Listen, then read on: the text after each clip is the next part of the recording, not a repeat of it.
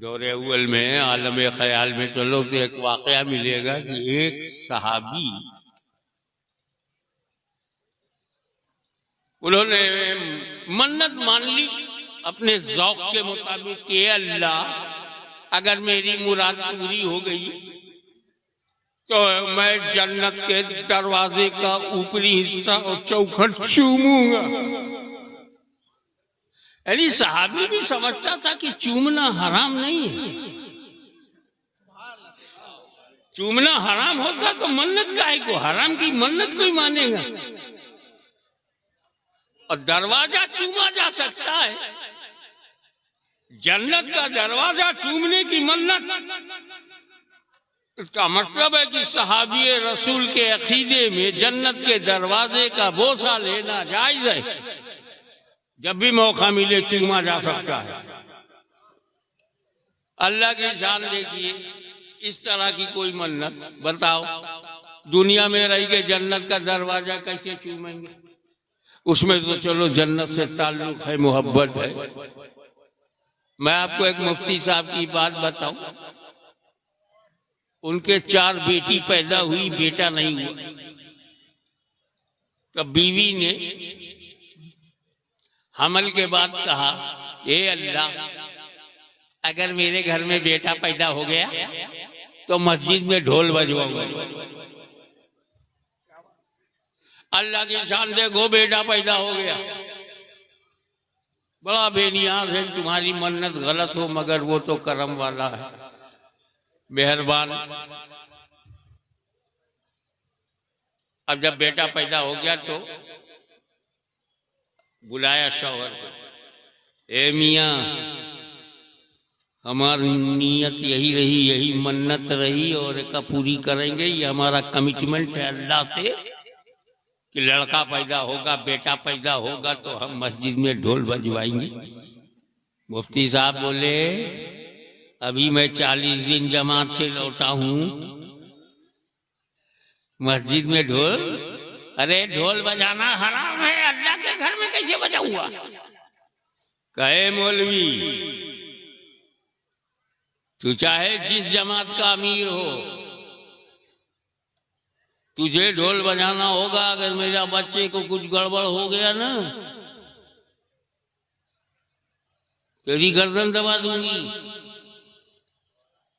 और नहीं बजाएगा तो जा मस्जिद में रहे, इधर आना मत, वजू का पानी पी पी के रहे। तिरियाहट वो कहा भैया गनीमत है, ये अजीब औरत ढोल बजवा रही है, कम से कम उससे तो बेहतर है जो 14 साल के लिए बनवास नहीं करा रही है। घबराए हुए आए, ढोल मस्जिद में, मेरी इमामत का क्या होगा, सहारनपुर को क्या जवाब दूंगा। मरकज से पेमेंट रुक गया तो घबराहट बढ़ गई। अब जुमे का दिन है, इमाम साहब गर्दन में ढोल लटकाए मस्जिद में दाखिल हुए। नमाजियों ने देखा ये क्या रूप है, मौलाना गले में ढोल, बीवी का खौफ। सुन्नी होता तो बीवी से ज्यादा अल्लाह से डरता, अल्लाह से ज्यादा बीवी से डरता। गले में ढोल लटकी हुई है, पब्लिक देख रही, सब हैरत में है। मिंबर पर खड़ा हो गया, चालाकी देखो, बोले आज मैं तुमको सिर्फ ज़बानी फतवा नहीं दूंगा, प्रैक्टिकल फतवा। बागी ने पूछा प्रैक्टिकल फतवा कैसा? कहा देखो ये ढोल है गले में, ये ढोल है, इधर से बजाओ तो हराम, इधर से बजाओ तो हराम, दोनों को साथ साथ बजाओ तो हराम। ढोल बज गई, मन्नत उतर गई। और गले से उतार के कहा ये शैतान का डब्बा है, इसे तोड़ दो। सारे नमाजी खुश हुए कि आज प्रैक्टिकल फतवा लिया है। और बीवी से कहा जा, मैंने ढोल बजा दिया। खैर ये तो वहाबी था, मगर उसने जो मन्नत मानी वो सहाबी था। मोहब्बत में, जोश अकीदत में, जन्नत पसंदी में, आई विल किस द डोर ऑफ पैराडाइज। अब जब होश आया कि मुराद पूरी हो गई, चूमू कैसे? तो हर मर्ज की दवा है सल्ले अला मोहम्मद। सीधे नबी करीम के पास गए।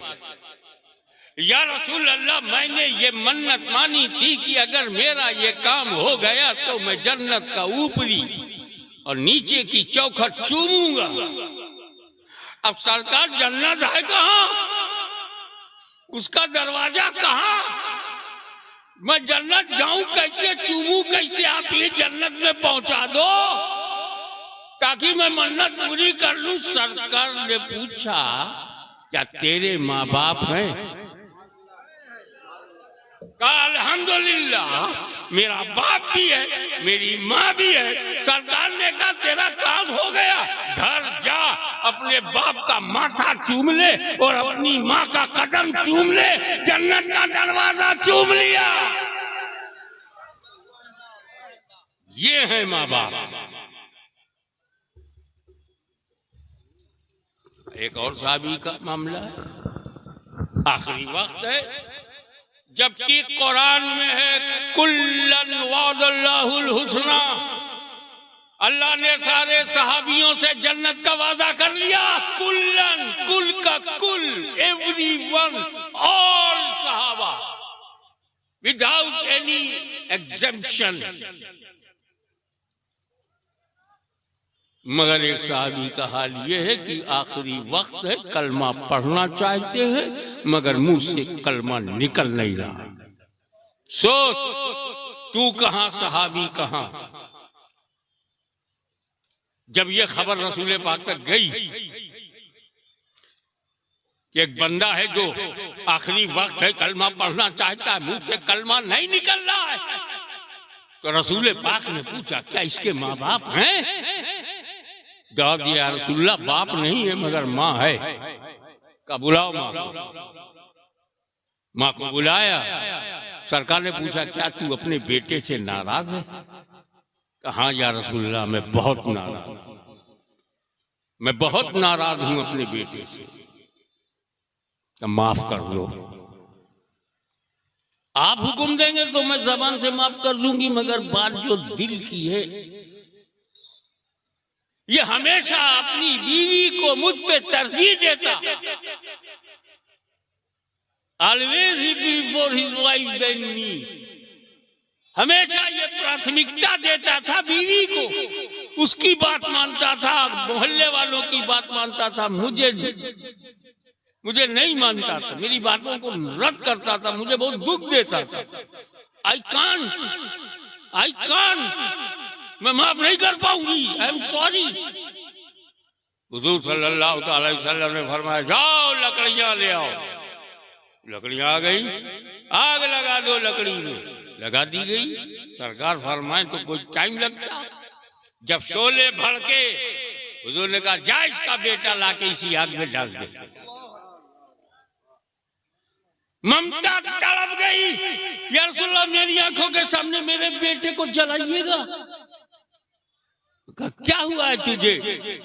इस मामूली सी आग में बेटे को जलता हुआ नहीं देख सकती तो जहन्नम की आग में जलता हुआ कैसे देखेगी? और या रसूलल्लाह मैंने माफ किया, मेरा खुदा माफ करे, आप माफ करे। इधर माँ ने माफ किया, उधर वो कलमा पढ़ने लगा।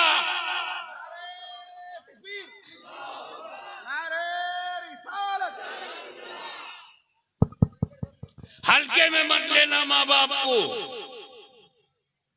आज दुनिया में हम जो हैं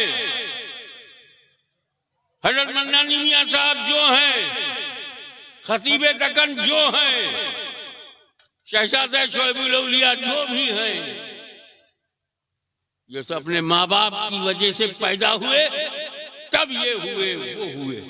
कोई मुहद्दिस आजम हुआ, कोई मुजद्दिद आजम हुआ, कोई मुफ्ती आजम हुआ, कोई फकीह आजम हुआ, लेकिन ये माँ बाप के पैदा होने के बाद कोई इंजीनियर बना, कोई डॉक्टर बना, कोई किसान बना, कोई कारोबारी बना, कोई बिजनेसमैन बना, कोई एमएलए बना, कोई एमपी बना, कोई प्रमुख बना, कोई प्रधान बना। अरे कब बने? जब पैदा हुए। तो बीवी से नहीं पैदा हुए हो, माँ बाप से पैदा हुए हो। तो बीवियां तो दर्जनों मिलेंगी, अम्मा नहीं मिलेगी। नारे तकबीर, नारे रिसालत, हुजूर गाज़ी मिल्लत, अज़मत वालिदैन कॉन्फ्रेंस।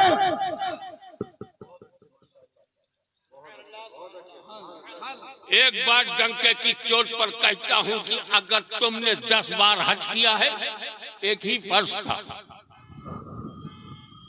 अगर तुमने रमजान के 30 रोजे रखे हैं, उससे ज्यादा रखे हैं, हालांकि 30 ही एक ही महीना पर था। हजारों रोजे, 10 हज, 40-50 साल की नमाज, नोट कर ले। तेरी 40 साल की मुसलसल नमाज, तेरा 40 बरस का रोजा महशर में काम नहीं आएगा। नौजवानों, अगर तेरे माँ बाप नाराज है,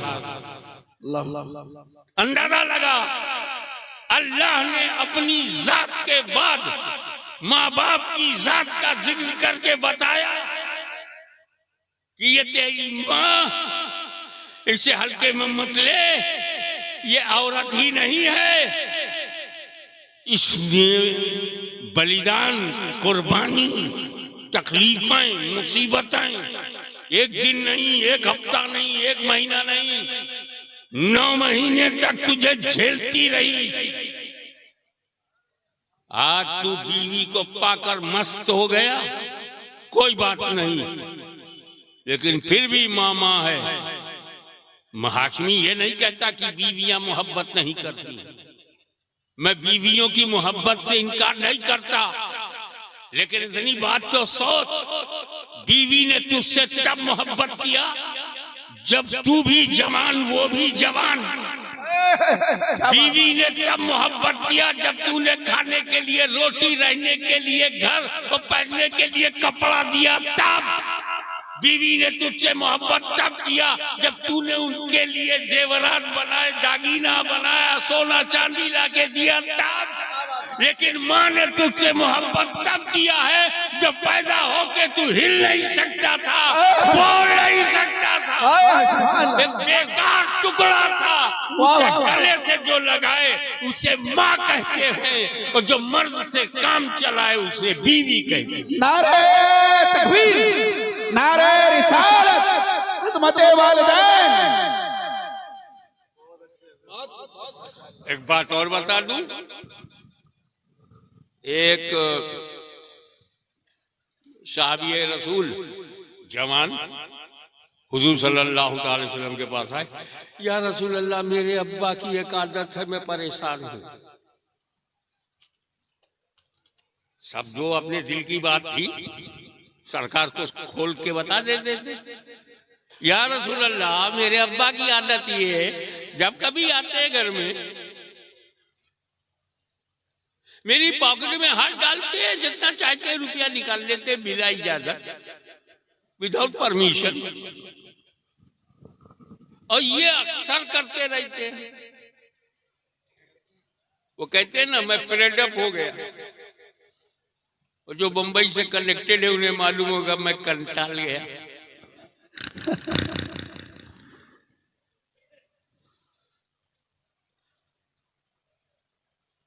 और जो समझदार लोग हैं वो कहते हैं मैं अमित शाह हो गया।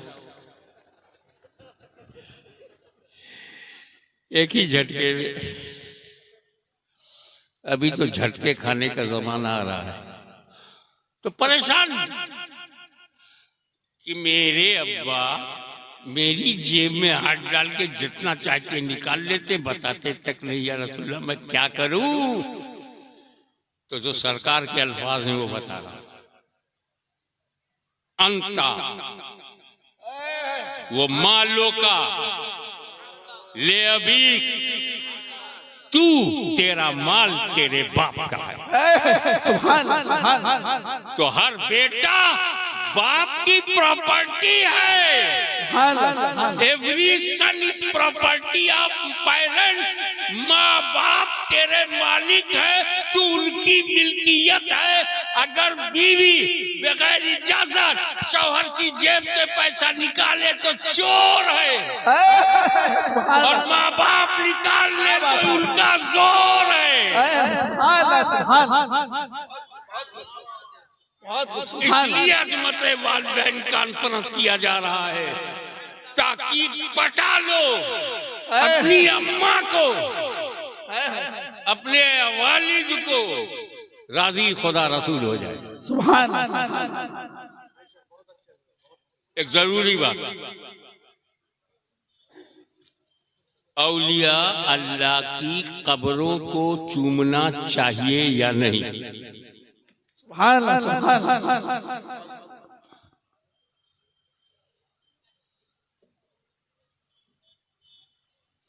ज्यादातर फुक़हा का इरशाद गिरामी, जिसमें हमारे इमाम अहले सुन्नत भी शामिल, इमाम अहमद रज़ा, मुहद्दिस बरेलवी भी इसमें शामिल हैं। 4 फीट 5 फीट दूर खड़े रहो, हाथ बांधे रहो, अदब से रहो, अपना होंठ देखो, काका होठवा से गुजरा, वही लायक है कि अताए रसूल को चूमे? वो इस लायक है कि आले रसूल को चूमे? अपनी स्थिति, अपनी हालत को देख तो बोले अदबन, नहीं चूमना। एक बीच का रास्ता मैंने निकाला कि कबर ना चूमो, गलाब उठा के गलाब चूम लो, कबर दौड़ी है। सुभान अल्लाह, सुभान अल्लाह। अगर भड़ास निकालना ही है, जी में आता है लिपट जाऊं मज़ारे पाक से, क्या करूं है मेरे अरमानों की कातिल एहतियात। एहतियात की वजह से मैं मज़ार से दूर खड़ा होता हूं। तो गौसे आदम की मज़ार चूमने पर इख्तिलाफ है। अक्सर फुक़हा कहते हैं नहीं चूमना चाहिए, बाद फुक़हा कहते हैं चूम सकते हो। क्लियर कट बात है, मगर मेजॉरिटी ऑफ दी फुक़हा अदब सिखाती है। इख्तिलाफ है चूमे की ना चूमे। जिन लोगों ने शिद्दत से कहा है कि अदब करो, अदब, चूमना मत, किसको? गौसे आजम को, गरीब नवाज को, महबूब इलाही को, सैयद सालार मसूद गाजी को, मखदूम समनानी को ना चूमो। लेकिन वही फुक़हा, वही मुफ्ती, जब माँ बाप की बात आई का माँ बाप की खबर चूमो।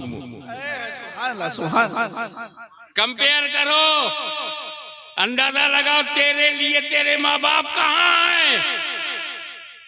बगदाद का गौसे आजम आला तरीन है, अजमेर का गरीब नवाज आला तरीन है, बहराइच का सैयद सालार आला तरीन है।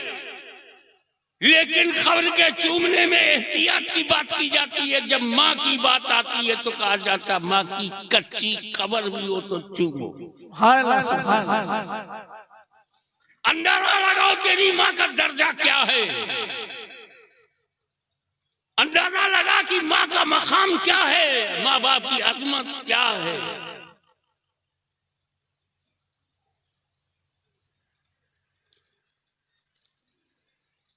वैसे चूमना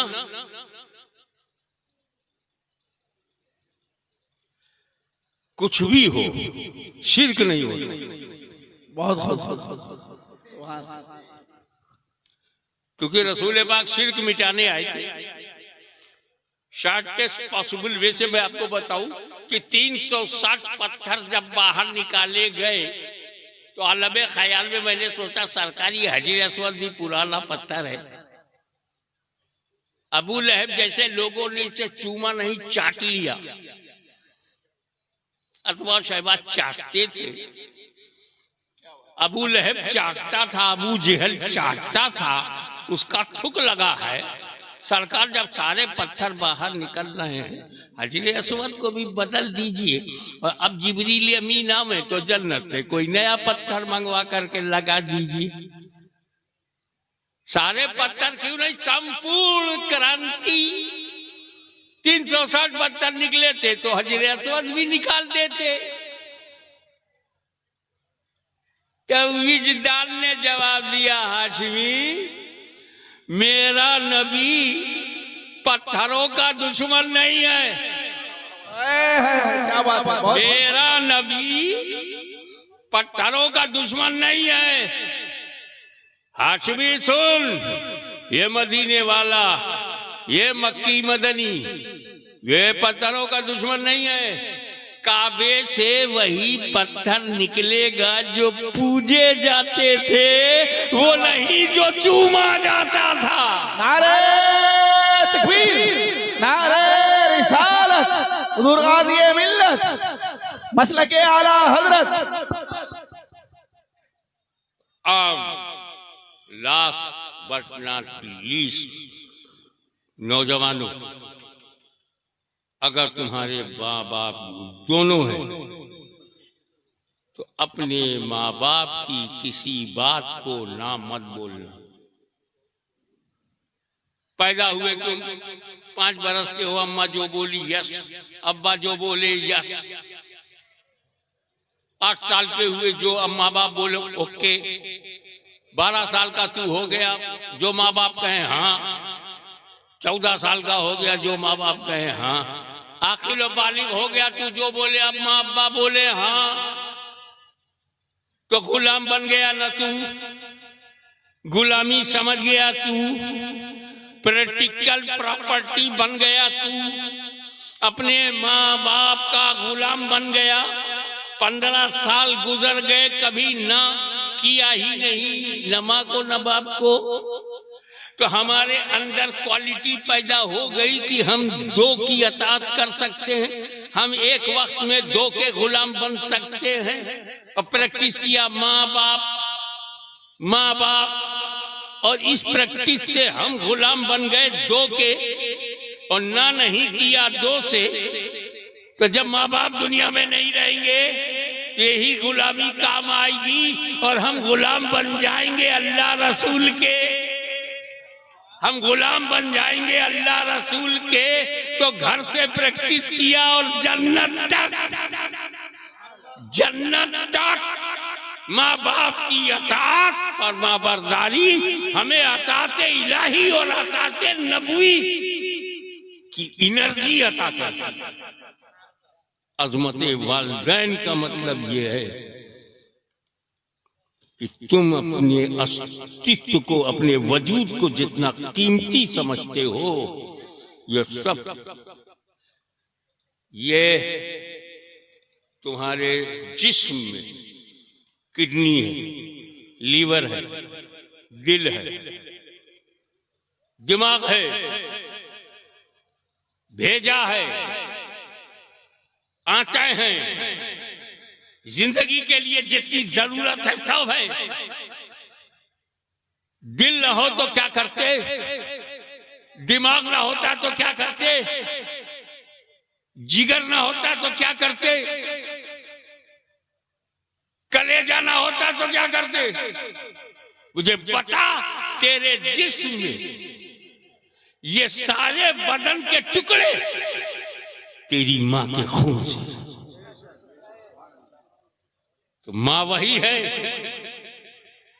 जिसके खून से हम बने हुए, माँ वही है जिसकी कोख से हमने जन्म लिया हो, माँ वही है, और पुत्र वही है जो माँ की कोख से जन्म ले, माता वही है जिसकी कोख से पुत्र जन्म ले। ये मेरे घर में जो एक औरत है उसी की कोख से मैं पैदा हुआ हूं, वही मेरी माँ है। हमारी माँ बाजारों में नहीं है,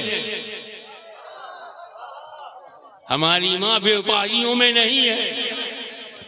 हम अपनी माँ का दूध पीते हैं, माँ का दूध बेचते नहीं। और अगर हम तुम्हें कुछ नहीं कहते, कोई जबरदस्ती नहीं, अगर उन्हीं की औलाद हो और पशु के कोख से जन्म लिया है तो तुम्हारा मुकद्दर है,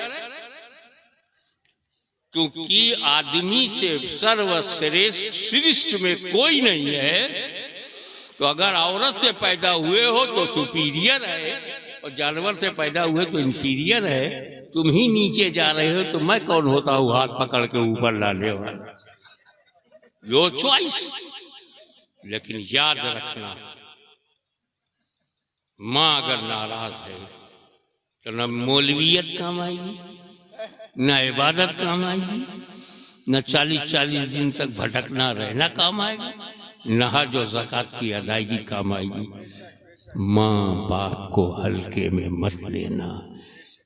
कुरान कहता वला ताबुदू इल्ला इय्याहू, अल्लाह के सिवा किसी की इबादत न करो।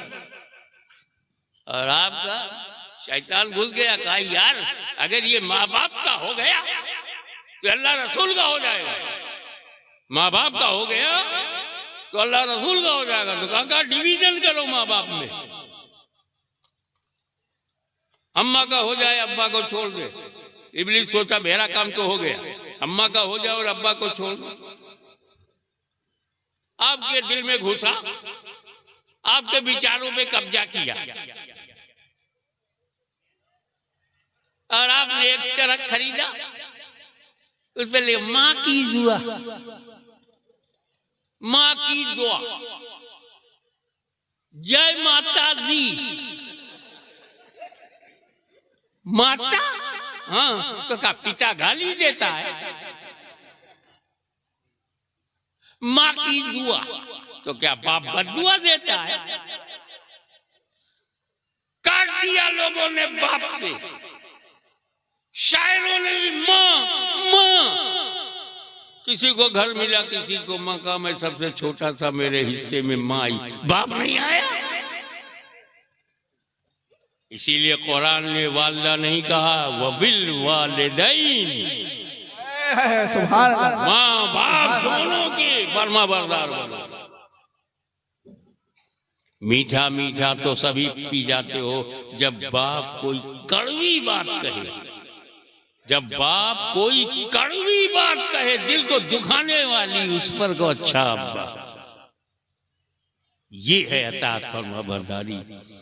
फजर में गहरी नींद आ रही है मगर उठ के नमाज पढ़नी है, ये है अल्लाह की फर्मा बरदारी।